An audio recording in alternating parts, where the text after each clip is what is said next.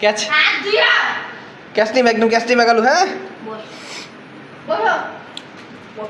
বসো বসো বসো বসো বসো হ্যাঁ হ্যাঁ হ্যাঁ একদম চাবাস ফ্যান্টাস্টিক ক্যাচ আগে মাংস দিয়ে খেয়াল আর দিয়ে পরে খাইস চালো চালো চালো আছে ক্যাচ ক্যাচ আরে মিস হয়ে আছে এই উপরটা পানি ফেলাইছে গো পানি ফেলা দিতে আমার উপরে